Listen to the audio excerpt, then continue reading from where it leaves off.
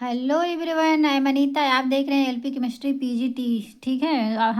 हम लोग पढ़ रहे हैं कार्बोहाइड्रेट में काफ़ी चीज़ें ख़त्म हो चुकी हैं। ठीक है। इसके पहले हम लोग पढ़ रहे थे डाइसैकराइड, स्टार्ट किए हैं। ठीक है। तो डाइसैकराइड में उसका थोड़ा सा क्या बोलेंगे कि आ, उसका है हमारा इंट्रोडक्शन। ओके। उसका थोड़ा सा इंट्रोडक्शन, डाइसैकराइड कैसे बनता है, क्या चीज़ क्या है, सारा उसको पढ़ चुके हैं। जो लोग नहीं देखे हैं उसके इसके पिछले लेक्चर में देख सकते हैं। ठीक। सो आज हम लोग उसका एग्जांपल देखेंगे। सॉरी, उसका एग्जांपल देखेंगे कि डाइसैकराइड जो है हमारा, उसमें आता क्या चीज़ है। उसके एग्जांपल में डाइसैकराइड के एग्जांपल कौन कौन से हैं, वो उसका स्ट्रक्चर कैसे बनता है, और इसमें आता है कि रिड्यूसिंग एंड नॉन रिड्यूसिंग। ये चीज़ पढ़ेंगे क्या होता है हमारा रिड्यूसिंग एंड नॉन रिड्यूसिंग। ठीक। तो लिंकेज इन डाइसैकराइड या फिर बोल सकते हैं, ठीक है ये सही है वैसे। लिंकेज इन डाइसैकराइड मतलब कि जो डाइसैकराइड लिंकेज मतलब जुड़ के बने रहते हैं उसका देखेंगे। तो इसमें क्या आता है हमारा सुक्रोज, माल्टोज एंड लैक्टोज। ये सब हम कल पढ़ चुके हैं, बट सबका एग्जांपल देखेंगे। तो देखिए ये चीज़ हमने यहाँ पे हेडिंग डालना भूल गए, तो आप इसको अच्छे से इसको हेडिंग डाल सकते हैं। ये पहला हेडिंग हमारा रहेगा सुक्रोज। ठीक है। सुक्रोज, इसमें क्या चीज़ है इसको देखेंगे। Alpha D glucose and beta D fructose unit are joined by 1,2 glycosidic linkage और alpha beta glycosidic linkage between C1 of glucose and C2 of fructose. ये क्या कह रहा है कि मतलब जो सुक्रोज का स्ट्रक्चर बनता है ना, सुक्रोज का स्ट्रक्चर बनता है वो कैसे बनता है। अल्फा डी ग्लूकोज लेते हैं एंड बीटा डी फ्रक्टोज लेते हैं। ठीक है। इसका स्ट्रक्चर आप लोग को याद रहना चाहिए, जो कि हम पीछे पूरा डिटेल में अच्छे से बताए हैं। ठीक। और ये चीज़ देखिए ना, एक हमसे मिस्टेक हो गया है पूरा। अब पूरा वीडियो डिलीट नहीं कर सकते, उसमें केवल बैलेंस ही का मिस्टेक हुआ है। आप लोग तो उतने समझदार हैं ही। जो हम फ्यूरोनोज बनाया है ना, फ्रक्टोज जो है, फ्रुक्टोज का जो हावर्थ प्रोजेक्शन है या फिर 5 मेंबर रिंग बनाते हैं साइक्लिक का, वो तो सही है। बट इसका बनाया है ना ग्लूकोज का, वो फ्रक्टोज का ही है। बट एक बार बनता है 6 मेंबर रिंग और एक बार बनता है 5 मेंबर रिंग। ठीक।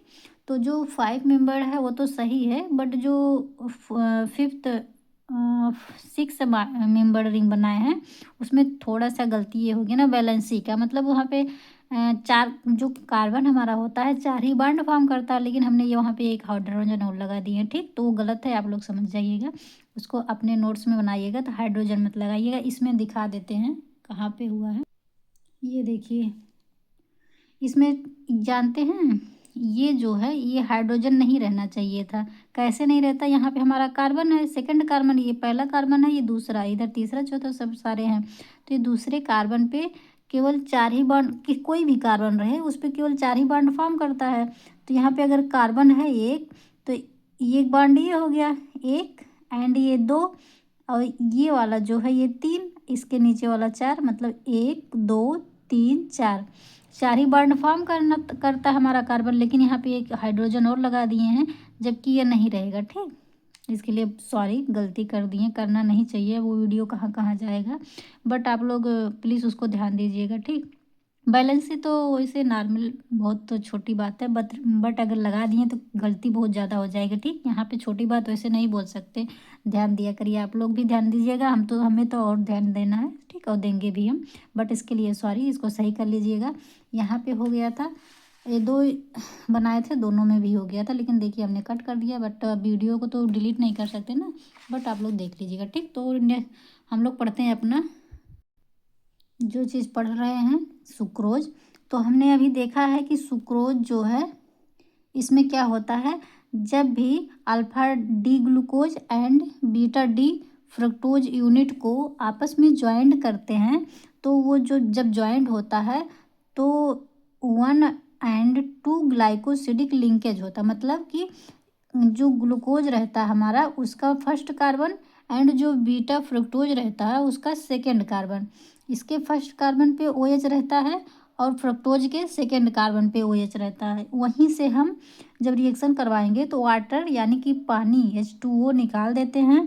जब निकालते हैं तो स्ट्रक्चर बन जाता है जो जहाँ से वो बॉन्ड लिंक होता है, उस बॉन्ड को हम बोलते हैं ग्लाइकोसिडिक लिंकेज, या फिर उसी को बोलते हैं अल्फ़ा बीटा ग्लाइकोसिडिक लिंकेज। अब अल्फ़ा बीटा क्यों कहते हैं? क्योंकि ये अल्फ़ा ग्लूकोज वाला रहता है एंड बीटा फ्रुक्टोज वाला रहता है। ठीक है, तो हम वैसे ज़्यादातर ये चीज़ पूछा जाता है ग्लाइकोसिडिक लिंकेज क्या होता है, तो हमें ये ध्यान देना रहेगा कि क्या होता है। ठीक, तो जब इसको जोड़ते हैं तो हमारा 1,2 ग्लाइकोसिडिक लिंकेज बनता है। ठीक, और उसी को हम अल्फ़ा बीटा ग्लाइकोसिडिक लिंकेज भी बोलते हैं। और ये बनता कैसे है? यही चीज़ है बिटवीन किसके? कार्बन 1 ऑफ ग्लूकोज, ग्लूकोज का जो फर्स्ट कार्बन रहता है एंड C2 ऑफ फ्रक्टोज, मतलब कि कार्बन सेकंड जो रहता है वो फ्रक्टोज का यूज करते हैं। ठीक, इसका स्ट्रक्चर देखते हैं। देखिए थोड़ा सा इसको और देख लेते हैं क्या चीज़ है।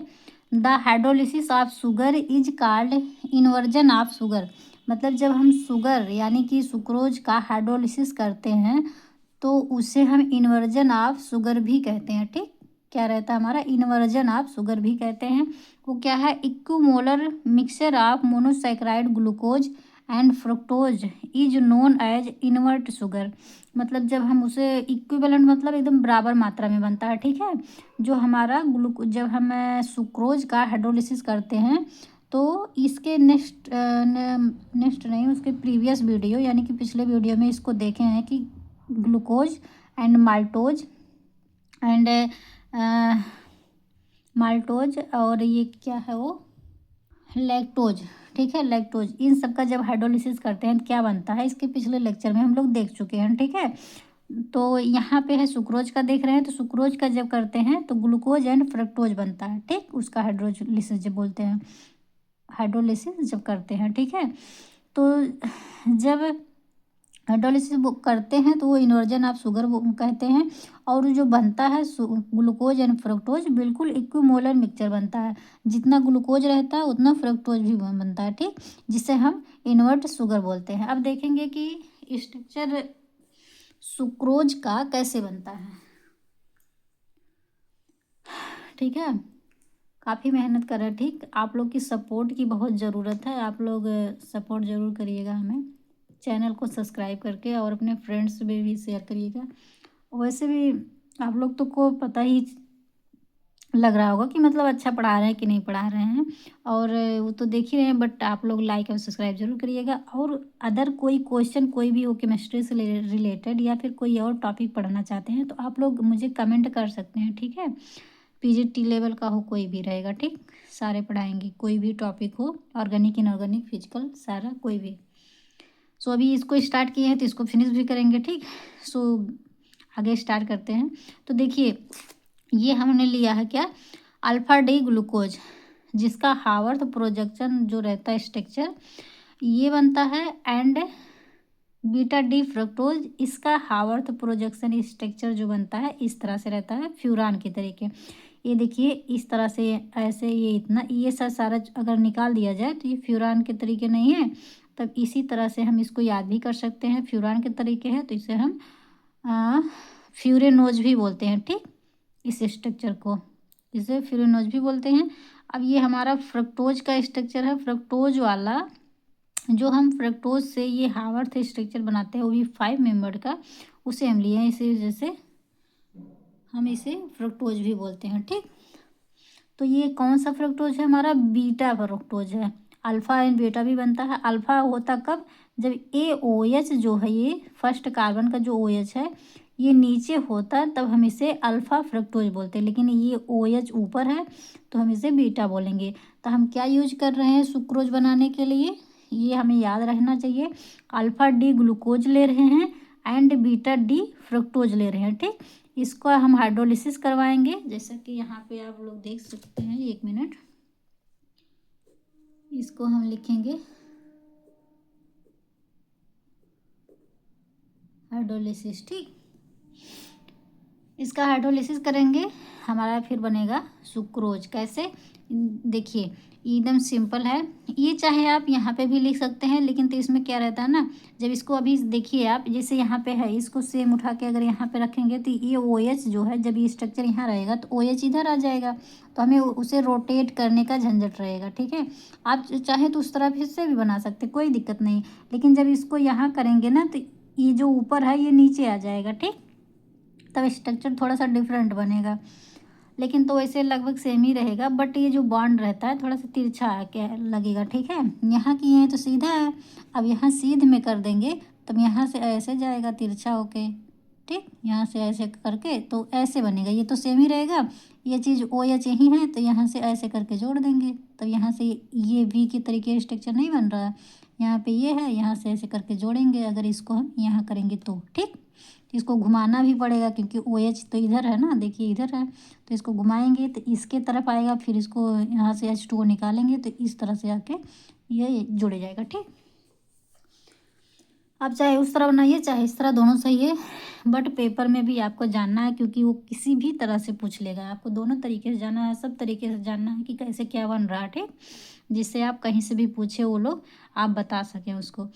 तो यहाँ से अगर हम बना रहे हैं सुक्रोज, तो देखिए यहाँ से हमारा H2O निकल जाता है। देखिए कैसे निकलता है, यहाँ से हाइड्रोजन एंड यहाँ से दोनों O एंड H दोनों निकल जाता है, तब H2O हमारा निकल जाता है। ऐसे कैसे, अगर हम इस तरह से देखें तो मान लीजिए ऐसे करके हम इसको निकाल दें, देखिए यहाँ से दोनों निकल रहा है तो मतलब इस तरह कर देंगे।